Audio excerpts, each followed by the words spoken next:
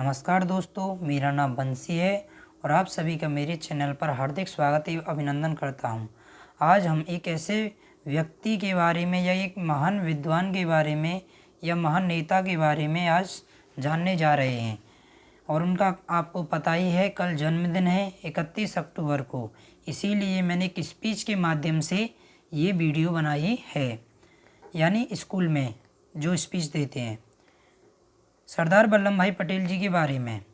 माननीय प्रधानाचार्य महोदय, गुरुजनों और मेरे प्यारे साथियों, आज देश में 31 अक्टूबर को लौह पुरुष सरदार वल्लभ भाई पटेल जी की 147वीं जयंती बनाई जा रही है। यानी आज पूरे देश में 147वीं जयंती बनाई जा रही है। यह हर 31 अक्टूबर को बनाई जाती है, जिन्हें हम लौह पुरुष सरदार वल्लभ भाई पटेल के नाम से भी जानते हैं।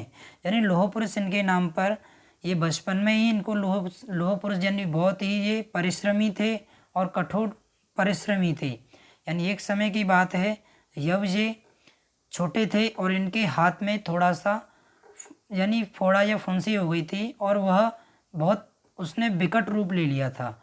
और डॉक्टरों से सलाह मशवरा करके डॉक्टरों ने सलाह दी कि यह एक यानी गर्म लोहे को पिघलाकर या गर्म कर कर वो उससे फोड़ी जाएगी।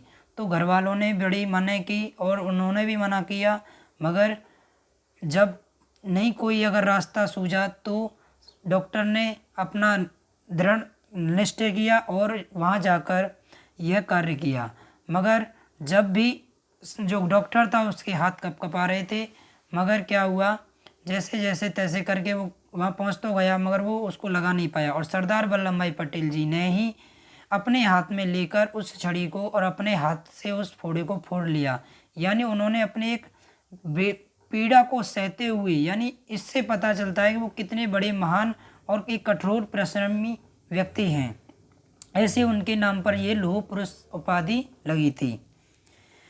लौह पुरुष सरदार वल्लभ भाई पटेल का जन्म 31 अक्टूबर 1875 को गुजरात के नाडियाड शहर में हुआ और उनके ननिहाल में हुआ। यानी ननिहाल उनके गांव का नाम है और नाडियाड ये गुजरात में एक शहर है। और उनका जन्म 31 अक्टूबर 1875 को हुआ था। इनके पिता का नाम झावेर भाई पटेल था और इनके पिता झांसी की रानी सेनाओं के एक सदस्य थे, यानी ये एक सैनिक थे झांसी की रानी के।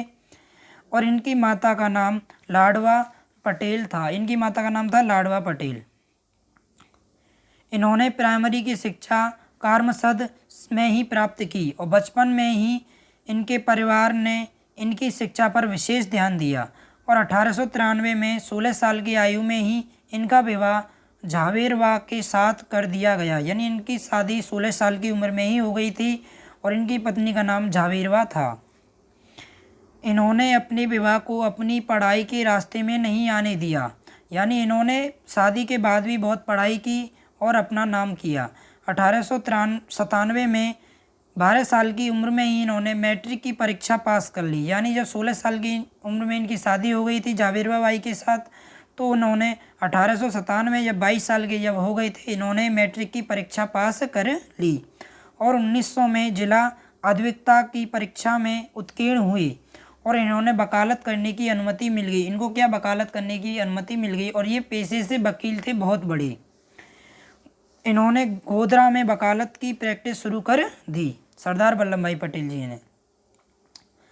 इसके बाद सरदार पटेल ने महात्मा गांधी के विचारों से प्रेरित होकर भारत के स्वतंत्रता आंदोलन में भाग लिया। यानी ये गांधी जी से प्रेरित हुए, इम्प्रेस हुए, इनसे इम्प्रेस होकर इन्होंने जो भी आंदोलन चला रहे थे स्वतंत्रता के लिए, उसमें इन्होंने भाग लिया। स्वतंत्रता आंदोलन में सरदार पटेल पहला और बड़ा योगदान 1918 में खेड़ा संघर्ष में था। इनका सबसे बड़ा योगदान कहाँ था? 1918 में।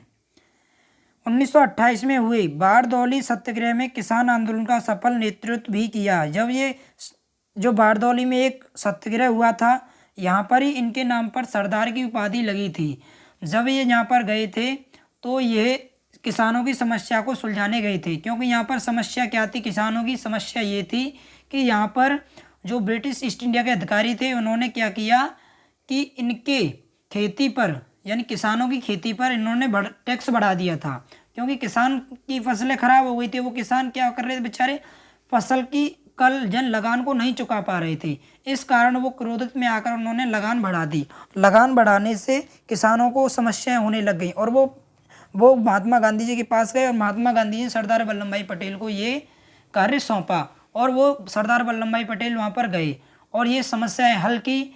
और ये समस्या हल करने के बाद यहाँ की जो जनता थी, यहाँ की जो महिलाएं थी विशेषकर, इन्होंने कहा कि आप ही हमारे एक क्या है सरदार हैं और आपने हमारी समस्या का हल किया है, इसीलिए हम आपको सरदार की उपाधि देते हैं, या उन्होंने सरदार उनसे कहने लग गए। फिर क्या हुआ, किसी भी देश का आधार उसकी एकता और अखंडता से है। यानी किसी देश का बेस क्या है, उसकी एकता और अखंडता बहुत जरूरी है। सरदार पटेल देश की एकता के सूत्रधार थे। यानी हमारे पटेल जी ने, जो सरदार वल्लभ भाई पटेल जी ने हमारे देश को एकता के सूत्र में बहुत बांधा और अखंड भारत को बनाया। क्योंकि आपने पढ़ाई है और आपको पता है कि हमारे देश में 565 रियासतें थीं और 565 रियासतों को हमारे भारत में विलय करने का श्रेय सरदार वल्लभ भाई पटेल को ही जाता है। इन्होंने अपने साम दंड भेद से इन सभी को रियासतों को भारत में विलय करवाया और उनको शामिल करवाया, जिस कारण हमारा भारत आज अखंड भारत है और हमारा भारत आज सबसे उत्तीर्ण स्थान पर है। इस वजह से इनके जन्मदिन को राष्ट्रीय एकता दिवस के तौर पर मनाया जाता है। और 1991 में सरदार पटेल जी के मरणोपरांत यानी मरने के बाद भी इन्हें भारत रत्न से सम्मानित किया गया। और सरदार पटेल का निधन 12 दिसंबर 1950 को मुंबई में हुआ था। यानी इनकी जो निधन हुआ था ये मुंबई में हुआ था और 15 दिसंबर 1950 को हुआ था। और इन्होंने हमारे देश के लिए बहुत कुछ किया और पूरा जीवन हमारे देश में किया। और ये कांग्रेस के बड़े ही नेता थे। और हमारे मोदी जी ने 2018 में इनकी जो प्रतिमा थी बनाई और उसका उद्घाटन किया। स्टैचू ऑफ यूनिटी 182 मीटर की है और यह नदी के किनारे पर बनाई गई है और यह बहुत बड़ी स्टैचू है। ये दुनिया की स्टैचू में सबसे बड़ी है, इसीलिए इनको सम्मानित के रूप में ये स्टैचू बनाई गई थी। और हम इनके कार्यों से प्रेरित हों और उन्होंने हमारे भारत के लिए बहुत कुछ किया है, इसीलिए हम इनको आने वाले समय में याद करेंगे और इनके कार्यों को और इनके व्यवहार को अपने आचरण में लाएंगे। जय हिंद, जय भारत।